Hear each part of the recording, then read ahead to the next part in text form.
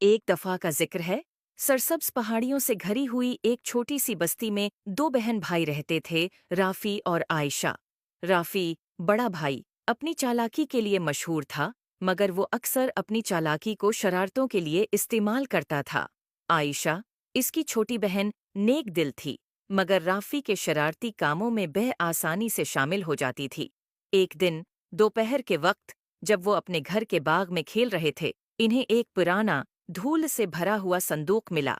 संदूक के अंदर उन्हें एक चमकदार लकड़ी की छुड़ी मिली जिस पर प्रासरार नक्श व नुगार बने हुए थे। तजस्सुस से भरे हुए वो छुड़ी को अपनी दादी जहरा के पास ले गए। दादी जहरा की आंखें छुड़ी को देखकर पहचान से चमक उठीं। मेरे प्यारे बच्चों, ये एक जादुई छुड़ी है, उन्होंने वजाहत की। ये ख्वाहिशात पूरी कर सकती है, मगर याद रखो, इसे अक्लमंदी और नेकी के साथ इस्तेमाल करना चाहिए। अगर उसे खुद गर्जी या बेवकूफ़ी से इस्तेमाल किया गया तो ये मुश्किलात पैदा कर सकती है। जो दादी जहरा की वार्निंग को नज़रअंदाज करते हुए राफी ने फौरन एक बड़ी मिठाई के ढेर की ख्वाहिश की। अचानक कमरा मिठाइयों, चॉकलेट्स और केकस से भर गया। आयशा खुशी से चला उठी, मगर जल्द ही उन्हें एहसास हुआ कि मिठाइयाँ इतनी ज्यादा हैं कि वो खा नहीं सकते, और पूरा घर एक चपचपी जिंदगी में बदल गया।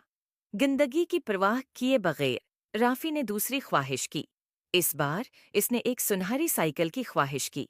एक चमकदार सुनहरी साइकिल जाहिर हुई, मगर ये इतनी भारी थी कि चलाने में मुश्किल थी, और जैसे ही राफी ने उसे चलाने की कोशिश की, वो टूट गई।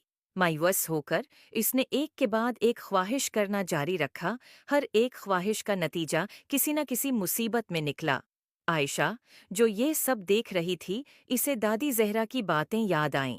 इसने नरमी से राफी से छुड़ी ले ली और कहा, चलो इसे अक्लमंदी से इस्तेमाल करने की कोशिश करें। राफी, शायद हमें ऐसी चीज की ख्वाहिश करनी चाहिए जो दूसरों की मदद करे। राफी ने हचकचाते हुए इत्तेफाक किया।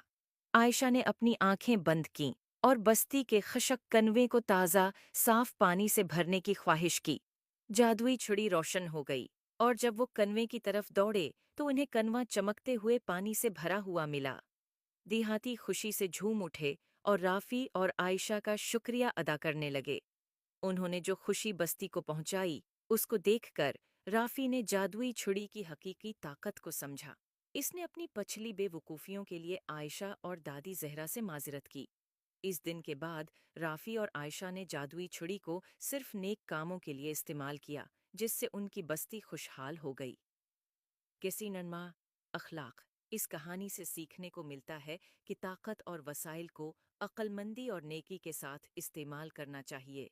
खुद गर्जी या बेवकूफ़ाना अमल मुसीबत ला सकते हैं, मगर जब उन्हें दूसरों की मदद के लिए इस्तेमाल किया जाए तो वो खुशी और खुशहाली ला सकते हैं।